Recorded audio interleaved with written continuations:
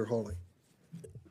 Thank you, Mr. Chairman. Thanks to all the witnesses for being here. Ms. Serrano, if I could just start with you, I want to say a particular thank you to you for the work and the incredible work that you do when it comes to human trafficking, child trafficking in particular. I know that you were 18 years as a federal prosecutor handling child pornography and child exploitation offenses.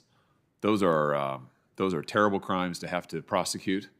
And I want to thank you for doing that, and thank you now for the work that you do with Operation Underground Railroad. I mean, it's just incredible. I wonder if you could speak to us a little bit from your experience as a prosecutor and now as someone who is working to combat this epidemic of human trafficking, child sex trafficking in this country. It's a global epidemic, actually, but it's one, unfortunately, in this country, too. Can you talk to us a little bit about what you have seen in your experience about the connection between human trafficking and child pornography?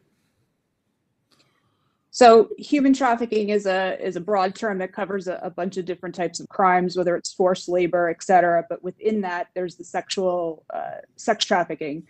And oftentimes when you're dealing with sex trafficking of minors, part of the process to break down the victim or potentially advertise the victim to sex buyers, traffickers, or folks create child pornography, which are sexually explicit pictures of children under the age of 18.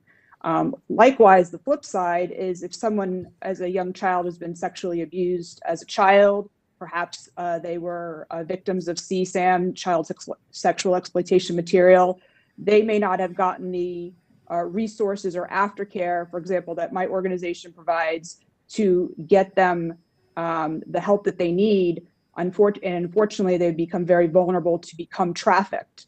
So it's kind of like a chicken and the egg problem where sometimes one will influence or increase the other. So let me ask you this. In terms of the children who are exploited in these images, is it fair to say that many of these children were sex trafficked, that they are trafficking victims themselves?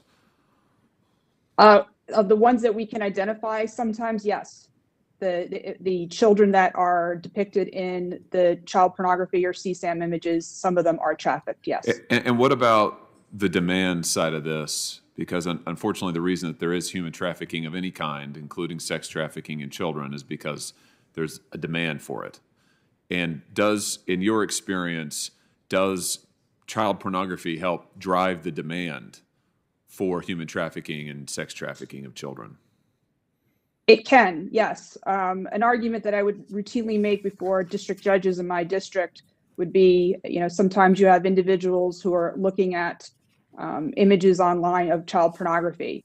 And then oftentimes that will not satiate their need for this material, and they'll go out and actually commit an offense. It's no different than you walk by, and this is a very simplistic analogy. You can walk by a bakery and smell the sugary, chocolate cake, but sometimes it gets to you so much you go in and buy a slice. Again, it's a very simplistic, I'm not trying to make light of it, but that's a very simple analogy to explain it. Yeah, thank you. Thank you for that. And again, thank you for the incredible work that you do. Mr. Marshall, General Marshall, thank you for being here. You're a prosecutor. You have been, even before this role, which is a prosecutorial one, you were a district attorney. Let me just ask you, when you recommended sentences to judges, which you would do in your role as a prosecutor, did you base your recommendation on what you thought was necessary to keep the public safe? Senator, absolutely, and also the egregious nature of the facts that we were dealing with. So if you made a recommendation to a judge and that judge went 90% or more below your recommendation that you thought was necessary to keep the public safe, would you be worried about the effect that might have in terms of endangering members of the community? Gravely concerned, not only as it related to the particular case, but also the message it sent to the community about how we would hold individuals personally accountable for crimes they commit. So in other words, if you have a judge who consistently sentences, let's say in an area, let's say child pornography, below what the government is asking for, what guidelines are asking for, you're saying that the message that sends is that you're not very tough on this, you're not willing to hold these people accountable. Have I got that right? Absolutely. So let me ask you this. You said also, you sentence based on the gravity of the crime. When it comes to things like child exploitation and images that exploit children, would you say that if you have an offender who has thousands of images, that's probably worse than an offender who has one or two, and that you might want to sentence that offender with hundreds and thousands more than the person who has one or two? Is that a fair thing to say? It's fair, and in fact, it's been my practice. As somebody that has tried and convicted those who traffic in child pornography, I've had a chance to be able to see those images, because one of the things that I also do as that advocate is for that child that is in that image that has been harmed as a result of what's taken place.